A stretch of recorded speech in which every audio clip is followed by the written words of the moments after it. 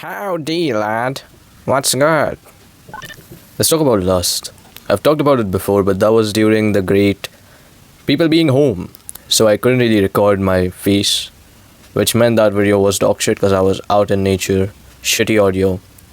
But the main premise of that video was you can't fight lust. That's dumb. You can't go look at lustful things in a lustful way and grow immune to it and be like, I defeated lust. No, you didn't. You just became a bigger consumer. The way to defeat lust is to run from it, right? And I've talked about it in that video. It's the only way you can beat it is to just keep running, is to avoid it, is to avoid any circumstance in which you showcase your lust, right? Keep it in your pants, buddy. Eyes up here. The thing is, there's more to that story. I mean, it isn't a story, it was just a fact. But there's more stuff. And there's more research that was done. And here I am, back again. Thing is, right, it's not just limited to your hormones and to your nature and all that stuff, right? Because science tells us that just like women have days of heat, right? They have their monthly cycle, and the ovulation period is when they're most in heat. So yeah, so like for dudes, it's like daily. It's not like once a month, it's once a day. So that's just much more stuff you have to control, okay? And why do you have to control it? Well, because here's what happens. When you look at someone in a lustful way, right?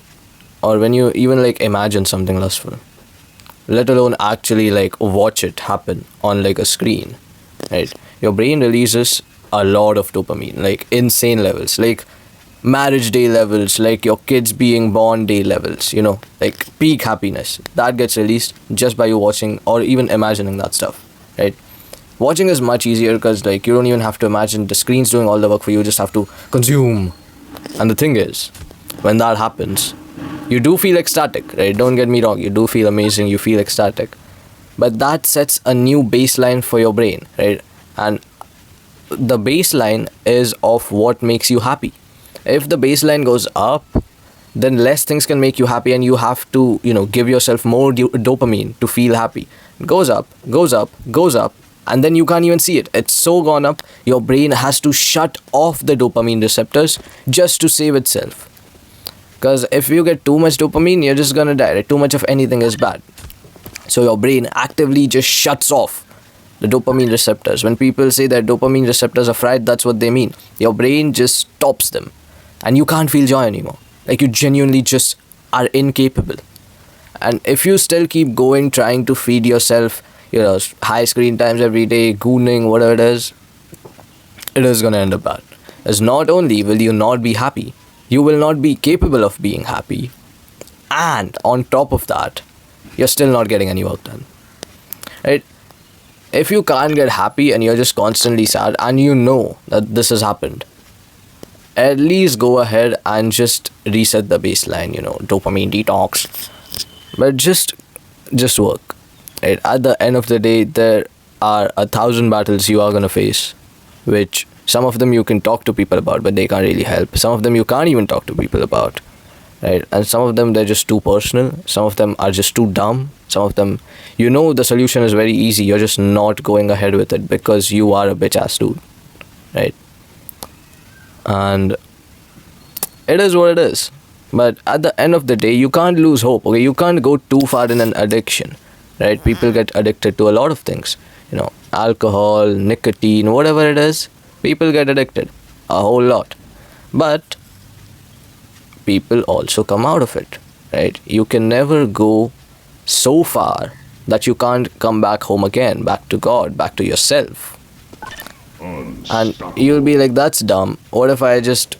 And the thing is, right, people do have suicidal tendencies. But even when you don't want to live, I have heard many people anyways, I just don't want to live in this world anymore, it's so shit, I'm gonna... But then the chances of it actually happening are low in that scenario. Of course, I'm not saying that suicide rates are low or anything, they're just as high as they could be. But keep in mind here, not a majority of people who want to commit suicide do it, right? And why is that? It's because of hope. because ultimately, without hope, you are nothing. So, hope allows you to keep floating. But we don't want to just float, right? We want to fly.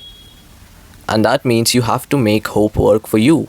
You have to make hope be more than a feeling, but a motivator of sorts. A motivator for you to pursue what's actually required from you, to pursue what you actually don't want to do, to pursue going away from your bad habits, right? And you will fail, right? A bunch of times. I've failed so many times I can't even name. Like, I cannot number the times I have failed, even if you ask me for one particular thing. You know what? Let's factor in chess.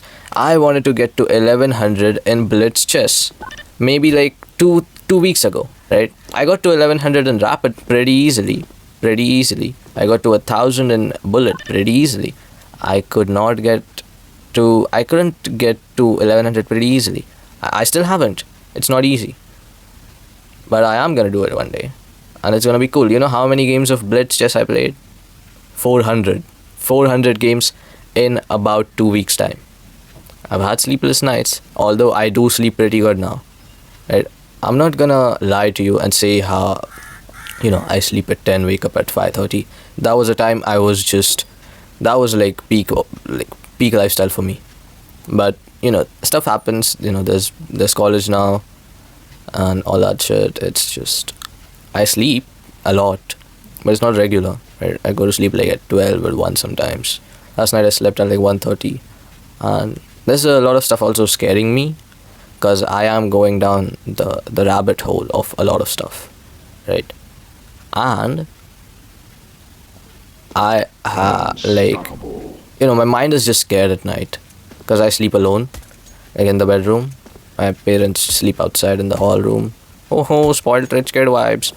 It's their choice, brother. Also, the bedroom is actually a shitty place to sleep, because the mattresses here are absolute dog shit.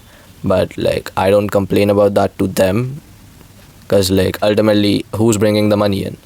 So who needs more sleep? Who needs better sleep? Them. Yeah, what was I on? Lust bad, love good. Stop being lustful, because it's actually killing you and your happiness. And you know what?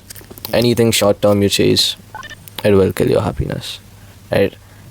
YouTube shorts, Instagram reels, TikTok, it's all gonna just kill your happiness, because it will set the baseline for your dopamine reception actually feeling good to like extremely high. And unless you beat that high, you won't feel happy, and you keep beating that high, it keeps getting higher, and then suddenly you just can't feel happy ever again.